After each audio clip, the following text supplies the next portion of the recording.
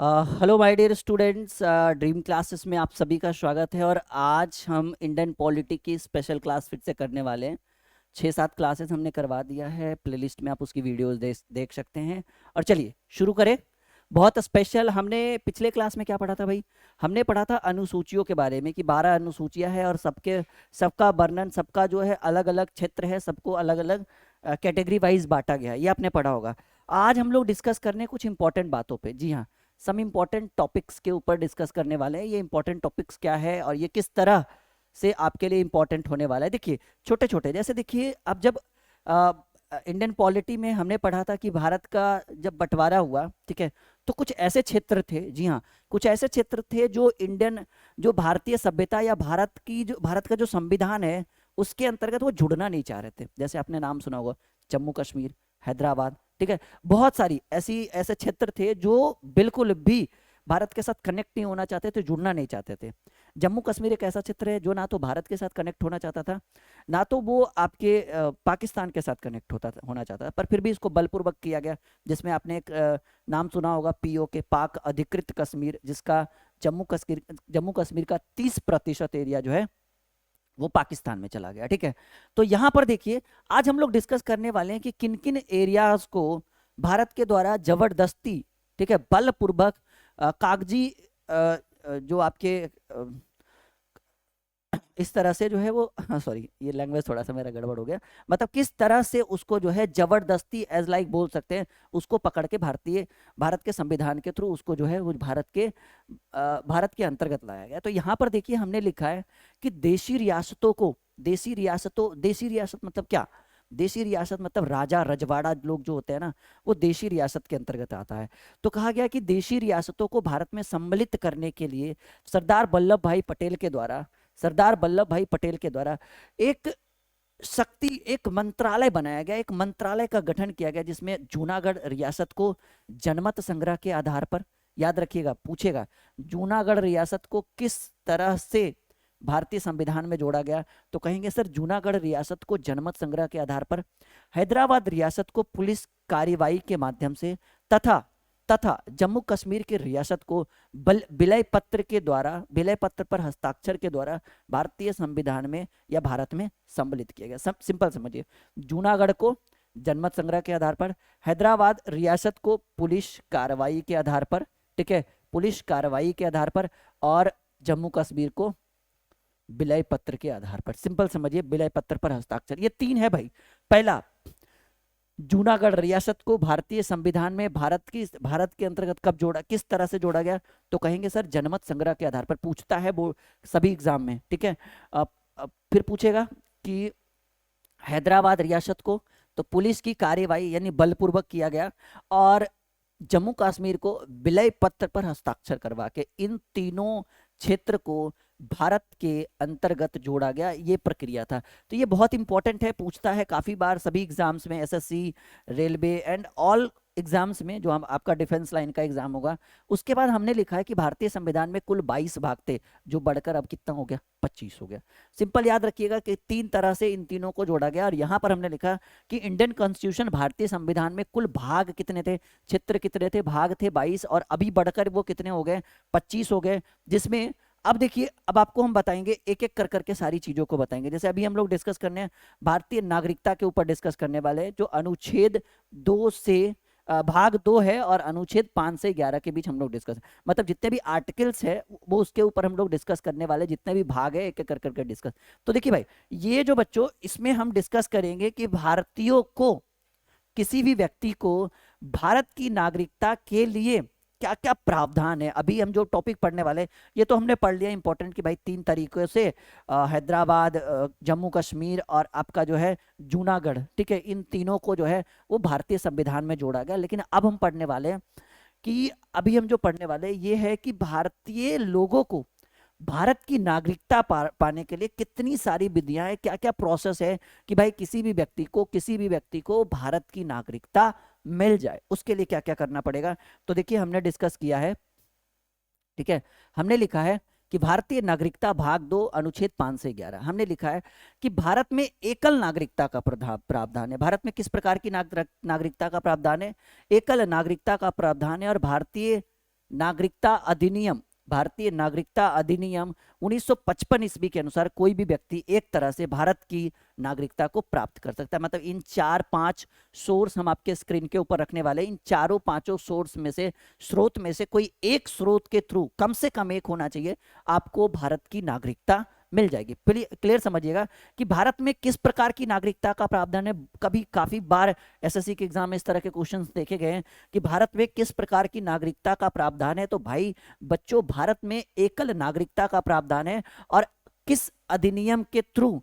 तो कहेंगे सर भारतीय नागरिकता अधिनियम 1955 ईस्वी के अनुसार कोई भी व्यक्ति किसी एक तरह से भारत की नागरिकता को प्राप्त कर सकता है, भारत की नागरिकता को ले सकता है। अब ये देखिए, ये कौन कौन से रूल है, कौन कौन से प्रक्रियाओं के थ्रू इन्हें भारत की नागरिकता मिलेगी। पहला हमने लिखा जन्म के आधार पर।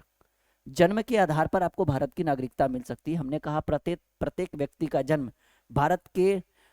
भारत के संविधान लागू होने से पहले या बाद में भारत में हुआ हो तो वो भारत का नागरिक होगा। जैसे मानकर चलिए भारत का संविधान 26 नवंबर 1949 को अंगीकृत किया गया, 26 जनवरी 1950 को भारत का संविधान बन के तैयार हो गया। तो या तो संविधान लागू होने से पहले या संविधान लागू होने के बाद अगर आपका जन्म भारत में हुआ हो, ठीक है, तो आपको भारत की नागरिकता मिलेगी, कोई डाउट नहीं है। ठीक है, पहला। दूसरा हमने कहा वंश परंपरा के आधार पर। भारत का संविधान लागू होने के पश्चात अगर किसी बच्चे का जन्म विदेश में होता है, भारत का संविधान लागू होने के पश्चात अगर किसी बच्चे का जन्म विदेश में होता है तो वह भारत का नागरिक तभी बनेगा जब उनके माता या पिता में से कोई एक जो है वो भारत का, मतलब बच्चा भले ही विदेश में पैदा हुआ हो लेकिन अगर उनके माता पिता इंडियन है या उनके माता पिता को भारत की नागरिकता मिल चुकी है, तो वो बच्चा ऑटोमेटिकली जो होगा वो भारत का नागरिक ही कहलाएगा। क्योंकि भाई उसका वंशज कहाँ है? उसका वंशज है इंडिया में, उसके वंशज है भारतीय। ठीक है, क्योंकि उनके माता पिता को नागरिकता मिल गई है। तीसरा हमने कहा भूमि विस्तार के आधार पर। हमने कहा कि यदि किसी नए भूभाग को भारत में शामिल किया, मान लो चलो कि भारत ने किसी देश के ऊपर आक्रमण करके उस देश के पूरे क्षेत्र को अपने देश के अंतर्गत कर लेता है, तो सिंपल सी बात है कि उस देश के अंदर जितने भी व्यक्ति होंगे वो ऑटोमेटिकली भारत के नागरिक कहलाएंगे। उसी को हमने लिखा है कि यदि किसी नए भूभाग को भारत में शामिल किया जाता है तो उस क्षेत्र में निवास करने वाले व्यक्तियों को भारत की नागरिकता मिल जाएगी, भारत की नागरिकता मानी जाएगी। तो ये 3 प्रक्रिया है जी। इन 3 प्रक्रियाओं के थ्रू किसी भी व्यक्ति को भारत की नागरिकता मिल सकती है, जन्म परंपरा के अनुसार, वंश परंपरा के अनुसार, और तीसरा हमने कहा भूमि विस्तार द्वारा। इन तीनों के द्वारा किसी भी व्यक्ति को भारत की नागरिकता मिल जाएगी। ये बहुत ही स्पेशल है, बहुत ही इंपॉर्टेंट है, पूछता है जी। ठीक है, ये कभी भी कोई भी रेलवे के एग्जाम में पूछ दे, डिफेंस लाइन में पूछ दे, जीडी आने वाला है, जीडी में पूछ दे, तो बिल्कुल भी इग्नोर नहीं करना है, बिल्कुल अच्छे ढंग से समझना है कि किन किन प्रक्रियाओं के थ्रू भारत को, किसी भी व्यक्ति को भारत की नागरिकता मिल सकती है। क्लियर है? चलो, क्लियर, ओके माय डियर, आगे बढ़ते हैं।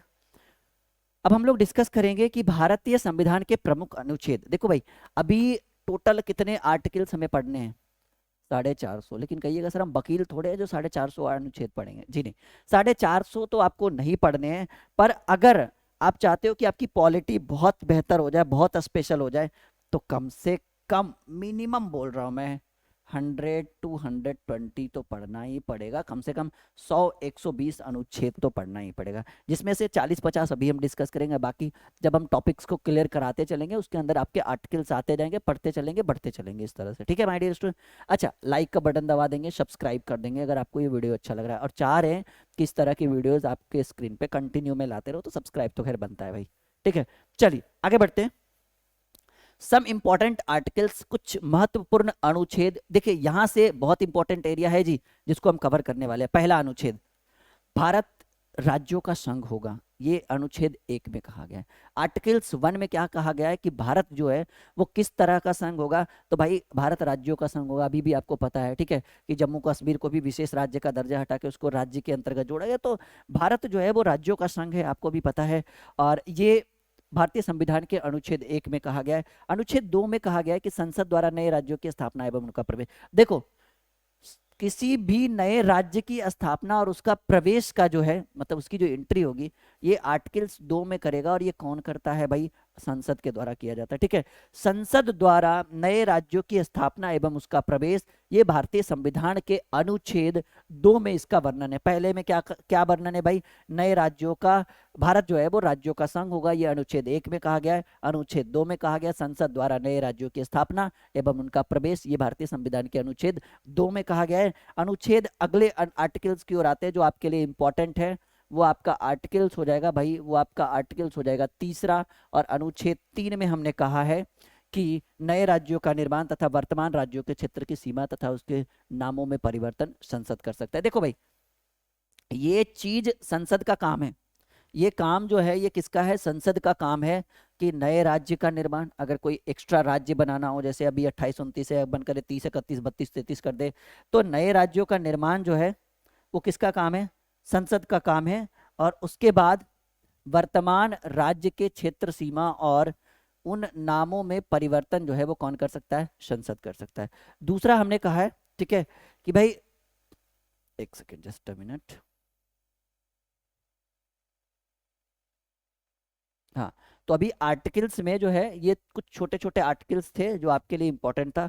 अब हम लोग डिस्कस करेंगे माय डियर स्टूडेंट मौलिक अधिकार। देखो भाई, मौलिक अधिकार बहुत जरूरी है, ये हम अनुच्छेद ही पढ़ रहे, टेंशन मत, तो अनुच्छेद के ही अंतर्गत जो है वो हमारा एक टॉपिक आ जाएगा मौलिक अधिकार, और उसके अंदर जितने भी अनुच्छेद होंगे वो हम कवर कर लेंगे, मतलब आर्टिकल्स भी कवर हो जाएगा और एक एरिया भी हमारा कवर हो जाएगा, मौलिक अधिकार। ठीक है, तो अभी हम लोग डिस्कस करेंगे मौलिक अधिकार। तो कहा गया कि मौलिक अधिकार जो है भारत के संविधान में संयुक्त राज्य अमेरिका के संविधान से जोड़ा है। भारतीय संविधान में मौलिक अधिकार कहां से जोड़ा गया है, तो ये जोड़ा गया संयुक्त राज्य अमेरिका के संविधान से जोड़ा गया है। और कहा गया कि मौलिक अधिकार को भारतीय संविधान के भाग 3 और अनुच्छेद 12 से लेकर 35 के बीच रखा गया। देखो भाई एकदम क्लियर माय डियर स्टूडेंट, मौलिक अधिकार को भाग किस में रखा गया है, 3 में रखा गया है। और आर्टिकल्स जो आपका ये होगा, ये 12 to 35, 12 से 35 के बीच में मौलिक अधिकार को रखा गया। ठीक है, तो मौलिक अधिकार को भारतीय संविधान के भाग 3 एवं अनुच्छेद 12 से 35 के बीच में रखा गया है। सभी लोग कॉपी में नोट करें कि मौलिक अधिकार को भारतीय संविधान के भाग 3 एवं अनुच्छेद 12 से 35 के बीच में रखा गया है। ठीक है, अभी ये कहाँ पढ़ रहे हैं, अभी हम सब महत्वपूर्ण अनुच्छेद पढ़ रहे हैं, और उस महत्वपूर्ण अनुच्छेद में जो हमारा एरिया है वो कौन सा है भाई, मौलिक अधिकार। देखो ये 12 से 35 के बीच में रखा गया है। फिर कहा गया है कि भारतीय संविधान में भारत के सभी नागरिकों के लिए, भारतीय संविधान में, देखो बहुत इंपॉर्टेंट एरिया है जी, भारतीय संविधान में भारत के सभी नागरिकों के लिए 7 प्रकार के मौलिक अधिकार प्राप्त है, जिससे पंडित जवाहरलाल नेहरू के द्वारा बनाया गया था। इसमें भारतीय संविधान के 300 के काम है, अच्छा ये गलत लिखा, ये टॉपिक गलत है जी। ठीक है, यहाँ आते हैं, इस पर आइए। कहा गया कि भारतीय संविधान में कुल 6 मौलिक अधिकार इस प्रकार है। देखो पहले कितना था, ध्यान से समझिएगा, पहले कितने मौलिक अधिकार थे, पहले कुल 7 मौलिक अधिकार थे, और अब कितना बच रहा है, अब 6 मौलिक अधिकार रहा है, जिसमें से एक कौन सा हटा दिया, ये यहाँ पे लिखा हुआ है, गलत लिखा, वही चीज लिखा हुआ है कि पहले 7 था अब 6 है, एक हटाया गया, कौन सा, संपत्ति का अधिकार, जिसको भारतीय संविधान के अनुच्छेद 300 के काम में रखा गया, यही चीज यहाँ पे लिखा हुआ है, हालांकि गलत लिखा हुआ है, हमने इसको अच्छे से समझा है। मौलिक अधिकार पहले कितने थे, पहले थे 7, अब कितने हैं, अब है 6। कौन हटाया गया भाई, संपत्ति का अधिकार, मतलब लोग जो है वो धन का उपार्जन करने लगे, जमा करने लगे, अब सरकार उसके ऊपर कुछ नहीं बोल सकती, तो ऐसे कंडीशन में 7 की जगह 6 हो गए, एक हटा गया संपत्ति का अधिकार, वो कहाँ गया, भारतीय संविधान के अनुच्छेद 300 के काम। देखिए अगर संपत्ति के अधिकार को आपको आपका मौलिक अधिकार दे दिया जाए तो आप अपना धन जो है वो सरकार को नहीं दिखा सकते, आपकी मर्जी है, अगर मन है तो दिखाइए, अगर मन नहीं है कि नहीं हमें नहीं दिखाना है तो नहीं दिखाइए, क्योंकि सरकार कुछ नहीं बोलेगा, क्योंकि वो जो है वो धन उपार्जन करना, संपत्ति का अधिकार जो है वो आपका मौलिक अधिकार था। लेकिन सरकार बहुत चालाक है भाई, हम आपको आपका संपत्ति का अधिकार क्यों दे, हटा दिया उसको, अब ये कहां चला गया, 300 के काम में। भारतीय संविधान में कुल 6 मौलिक अधिकार जो है कुछ इस प्रकार है, पहले कितने थे, पहले थे 7। ठीक है, मौलिक कर्तव्य जो है वो पहले 10 थे और अब बढ़ के क्या हो गया भाई, मौलिक कर्तव्य पहले 10 था और अब बढ़ के जो हो गया वो 11 हो गया। ठीक है, अब जो है यहाँ पर कहा गया है कि सन 1931 ईस्वी के अधिवेशन की अध्यक्षता करते हुए सरदार वल्लभ भाई पटेल ने सर्वप्रथम मूल अधिकारों की मांग की थी। ठीक है, मूल अधिकारों की मांग की थी। अब आइए हम लोग मौलिक अधिकार के ऊपर डिस्कस करते हैं। ठीक है, पूर्ण रूपेण हम लोग डिस्कस करते हैं, और ये कुछ इस तरह से है। देखो ये चीज ऊपर गलत था, यहाँ सही सही ढंग से लिखा गया है, मौलिक अधिकार। ठीक है, मूल्य अधिकार, जिसको मौलिक अधिकार कहते हैं। मौलिक अधिकार भारतीय संविधान के संयुक्त राज्य अमेरिका के संविधान से जोड़ा गया है और इसमें भारतीय संविधान के भाग 3 और अनुच्छेद 12 से 35 के बीच में है और इसमें 6 प्रकार के मौलिक अधिकार हैं और जिसका प्रारूप पंडित जवाहरलाल नेहरू के द्वारा प्रारूप जो है वो मतलब स्ट्रक्चर बोल सकते हैं।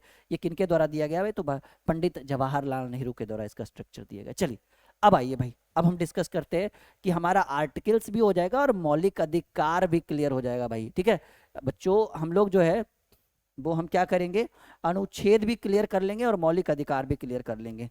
देखो भारतीय संविधान के कुल 6 मौलिक अधिकार कुछ इस प्रकार हैं। ठीक है बच्चों, भारतीय संविधान के 6 मौलिक अधिकार कुछ इस प्रकार है। समता या समानता का अधिकार अनुच्छेद 14 से लेकर 18। समता या समानता का अधिकार अनुच्छेद 14 से लेकर 18। स्वतंत्रता का अधिकार अनुच्छेद 19 से 22। शोषण के विरुद्ध अधिकार अनुच्छेद 23-24। धार्मिक स्वतंत्रता का अधिकार अनुच्छेद 25 से 28 और संस्कृति एवं शिक्षा संबंधी अधिकार अनुच्छेद 29-30 और संवैधानिक उपचारों का अधिकार जिसको डॉक्टर भीमराव अंबेडकर के द्वारा भारतीय संविधान के हृदय एवं आत्मा कहा गया अनुच्छेद, ठीक है, नहीं सॉरी, भारतीय संविधान के द्वारा इसको मिनी कॉन्स्टिट्यूशन और भारत का छोटा संविधान, ठीक है, मिनी कॉन्स्टिट्यूशन ऑफ इंडिया कहा गया है। ठीक है, भारत संवैधानिक उपचारों का अधिकार ये भारतीय संविधान के अनुच्छेद 32 में। एक बार फिर से समझिए, समता या समानता का अधिकार अनुच्छेद 14 से 18। स्वतंत्रता का अधिकार अनुच्छेद 19 से 22। शोषण के विरुद्ध अधिकार अनुच्छेद 23-24। धार्मिक स्वतंत्रता का अधिकार 25 से 28। संस्कृति एवं शिक्षा संबंधी अधिकार 29-30 एंड संवैधानिक उपचारों का अधिकार अनुच्छेद 32। तो ये एरिया था हमारे मौलिक अधिकारों का और अगली क्लास जो हमारी होगी वो स्पेशली हम मौलिक अधिकार के ऊपर ही डिस्कस करने वाले हैं। फुल्ली जो है वो किसके ऊपर डिस्कस करने वाले हैं बच्चों? फुल्ली जो है मौलिक अधिकार के ऊपर डिस्कस करने वाले हैं। ठीक है, तो आई होप कि ये वीडियो अच्छा लगा हो। लाइक एंड शेयर का बटन दबाइए फटाफट और सब्सक्राइब करिए चैनल को।